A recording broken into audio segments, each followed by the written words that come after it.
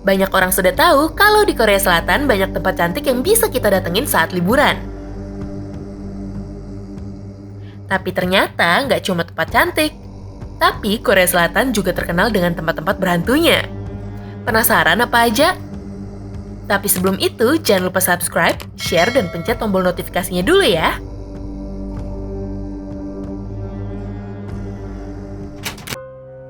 Restoran Nulbom Garden. Restoran yang dibangun pada puluhan tahun yang lalu ini sempat menjadi restoran termewah di masanya. Sayangnya, kemewahan itu hilang sejak sang pemilik restoran membunuh keluarga dan dirinya sendiri di sana. Sejak saat itu, restoran dibiarkan tutup selama 20 tahun.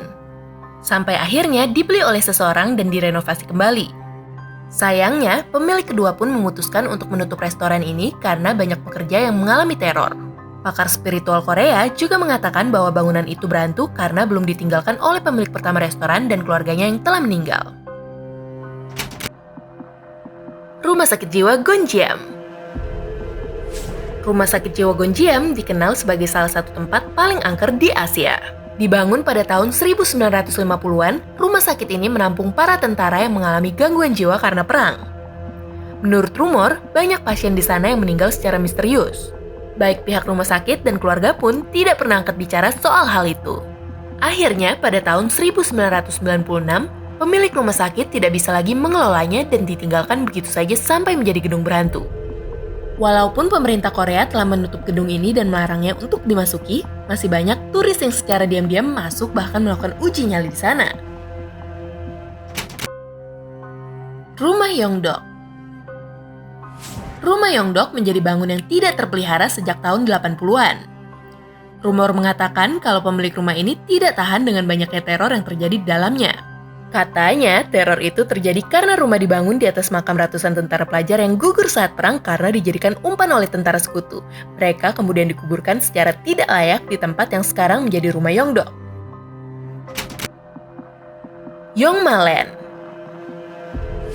Dibangun tahun 1980-an, Taman Bermain Yongma sempat menjadi tempat hiburan yang paling ramai.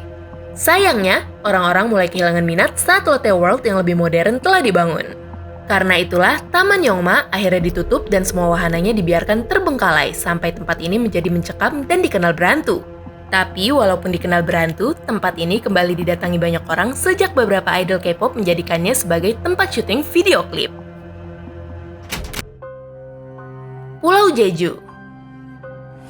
Siapa sangka, pulau yang terkenal indah dan enak kulinernya ini ternyata menjadi salah satu tempat berhantu di Korea. Hal ini dikarenakan pada tahun 1940-an, pemerintah melakukan pembantaian komunis di Pulau Jeju. Sekitar 10% dari penduduk pulau dinyatakan tewas. Bermulai dari sejarah ini, selain menjadi pulau yang cantik, Pulau Jeju juga dikenal sebagai pulau berhantu. Itu tadi 5 tempat di Korea Selatan yang dikenal sebagai tempat paling berhantu. Kalau liburan ke Korea, kira-kira kalian mau nyobain nggak datang ke sana?